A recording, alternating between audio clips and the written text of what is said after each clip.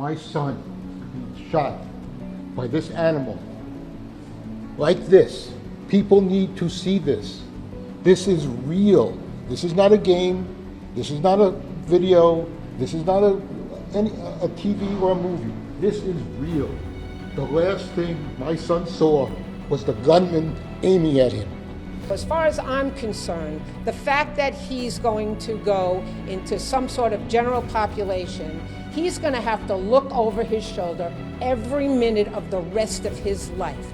Just the way the fear in him, I hope he has the fear in him every second of his life, just the way he gave that fear to every one of our loved ones who he murdered, or the students and people that he harmed. He should live in that fear, and he should be afraid every second of the day of his life. Boom, ladies and gentlemen. So what we have here is one of the parents of the Parkland school shooting, showing the jurors, showing the courtroom, showing someone, essentially his son dying at school, at a place where he's supposed to be secured, and trying to drive it home that this was a reality, unfortunately, for his child while he tried to safely attend school. Whether you agree with the fact that they're going to use the death penalty or not is not what this video is about. This is kind of a tactical protection review, but it's really about life and protection, as always. And the reality is, failing to secure our schools, I believe, is a huge mistake that we are making within our world and our society. The reality is that bad guys do use firearms. And what stopped that shooter? Good dudes with firearms. How do we protect and secure everything in our environment from bad human beings? Good guys with firearms, right? If someone robs a bank, what happens? If someone tries to kill a politician, what happens? I obviously, if this is the first time we've been talking, I'm a professional protector. I'm a private security specialist, executive protection agent. I protect high net worth families and all kinds of different private security operations. How do we secure everything? Good people with firearms. Do I believe teachers should be armed? Maybe I believe it should be an option for teachers who want to be armed and want to train and want to be competent in this.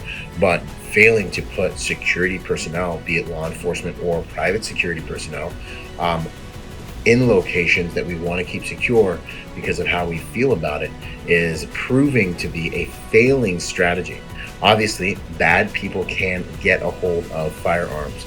We need good people with firearms to stand against them, to deter them, and to bring instant on-scene accountability to them if and when they choose to do that. And that is literally how you make the world a safer place, because good people need to be more dangerous. They need to be willing, capable, and prepared to deal with the inevitability of bad people, and making our children's school zones a target-rich environment that is a soft target, an easy target, a known no gun zone and gun-free zone, is a huge mistake that I believe we're making in our society. And this video just shows some of the fruit of that tactical decision. And it is a tactical decision because it is a place where we must be tactical in order to defend those environments.